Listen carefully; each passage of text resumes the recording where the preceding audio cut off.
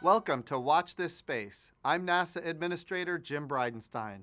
Today I want to start by celebrating the amazing accomplishments of our Opportunity rover on Mars.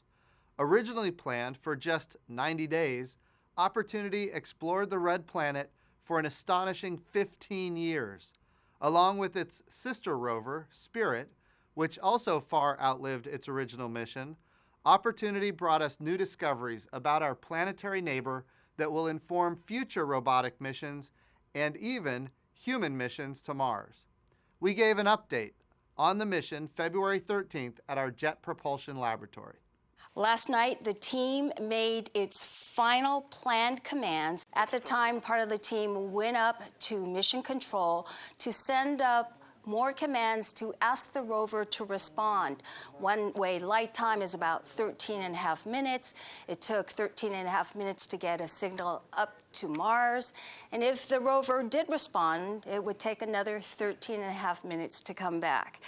To find out more on what the outcome was from last night, I'd like to introduce you to the panel right now. We begin with introductions. Our JPL Director, Mike Watkins, the NASA Administrator, Jim Bridenstine, and also the Associate Administrator, Thomas Zurbuchen. Thomas, we'll start with you.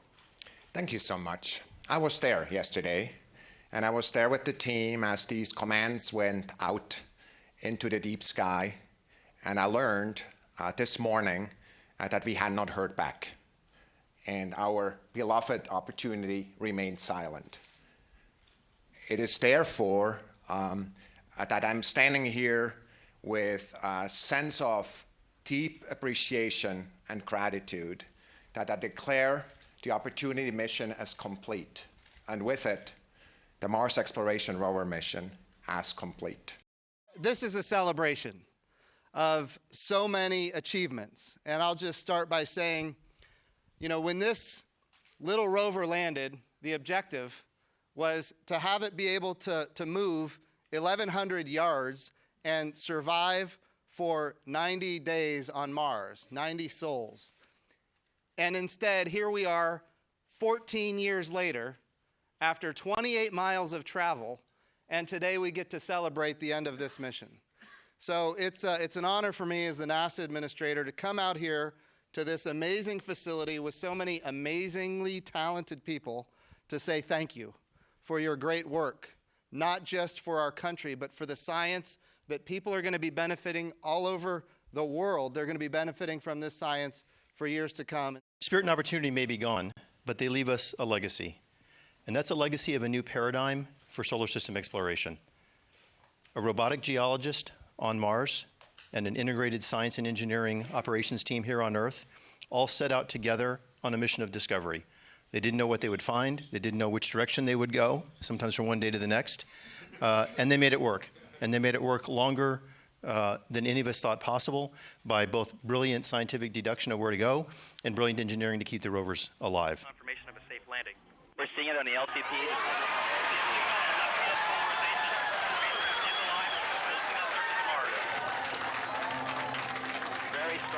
Opportunity hit a hole-in-one when she landed. The airbag system rolled into the small crater called Eagle Crater. And when the rover first turned on its cameras, it saw that the rim of the small crater was lined with exposed bedrock.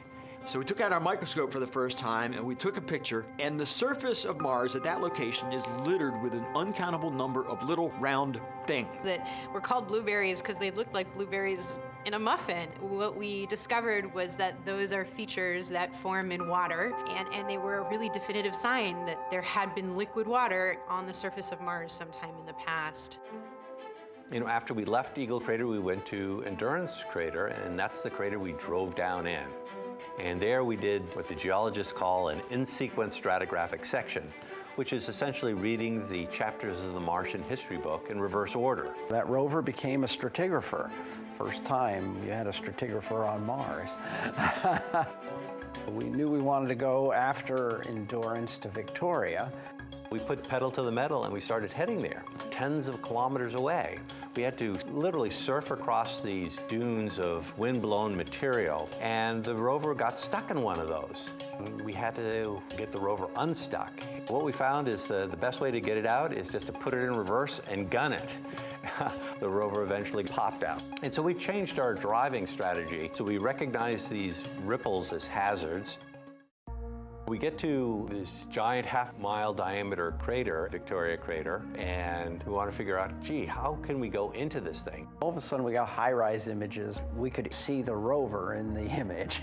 And that was the very first image that we got from space showing one of our rovers. We spent a year scouting the edge of that crater to decide where we wanted to go in to get the best stratigraphic section. We found a place to go in, and we drove down in, and we spent about a year inside Victoria Crater. The science team was really excited about the idea of driving to Endeavour Crater, over 20 kilometers away. This is a long drive to do. It was going to take multiple years, but they decided to do it anyways. There were too many of these dangerous ripples in our way, and we actually had to take this circuitous route that at times took us away from the crater, only to then cut back and then approach it more directly. And then we pull up to Endeavour Crater, and all of a sudden there's all these new things to look at. We first discovered the Homestake vein. It was this very, very bright linear feature. It turns out that it was a big gypsum vein, and we see these gypsum veins now all over. So it was our first taste of what is a really important process on Mars. We were driving to a valley, and along the way there we realized that right about the point where we were about to get to this valley, that was when we were going to cross the marathon mark. So we said, well, that's cool. We're just going to name this valley after that, call it Marathon Valley. That was when we reached the distance of a marathon, 26.2 miles on another planet. We continued driving through some slopes down a little bit on the interior of the crater rim until we came back out so that we could continue on to the next valley, Perseverance Valley, where the rover was exploring when we lost contact. We said we're going to operate this vehicle until the day where we can't, and that's exactly what we did, and I'm really proud.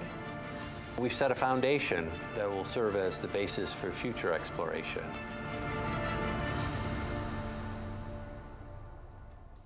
NASA is committed to sending humans forward to the moon in the next decade, and this time we're going to stay. We want to establish a permanent, sustainable presence beyond Earth as we push farther into the solar system. To do that, we're going to need the next generation of lunar landers. We've already kicked off that process, and we held an industry day at NASA headquarters on February 14th to discuss the next steps.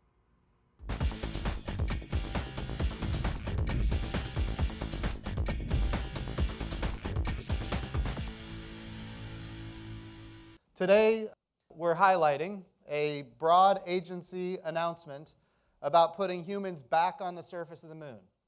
And of course, you're here today because one of your company is interested in participating in this activity. And we're very interested in your participation in a way that maybe historically NASA hasn't involved commercial industry the way we're involving it today. And I'm going to tell you why we're doing it. The President issued what we call Space Policy Directive 1. It says that we're going to go back to the moon. And I like to say that we're going to go forward to the moon. We're going to go to the moon in a way that we've never gone to the moon before. We're going to go with international partners. We're going to go with commercial partners. And here's the key element. We're going to go sustainably. In other words, this time when we go to the moon, we're going to stay. So we're not going back to the moon to leave flags and footprints and then not go back for another 50 years. We're going to go sustainably to stay with landers and robots and rovers and humans. And that's what we're here to talk about today. We're going to put humans on the surface of the moon. We're going to build an architecture where we can go back and forth again and again and again.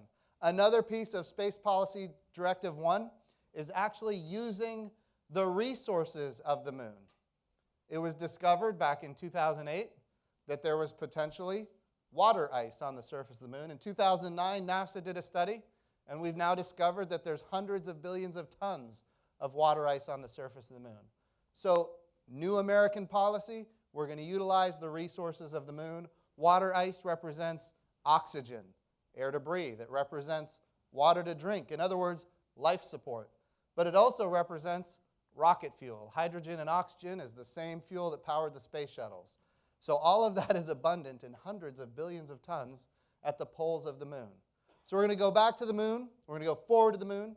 We're going to go with international partners and with commercial partners. We're going to go sustainably. We're going to utilize the resources of the moon. We're going to retire risk. We're going to improve technology. And then we're going to take as much of this as possible and replicate it at Mars.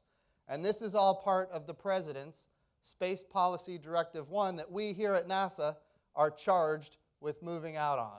And friends, we're moving out very quickly. This is the beginning where we really Jim and I wanted to kick off and kind of show you the bigger architecture, the things we're planning, and how we think this is very different than what we did before when we went to the moon with humans.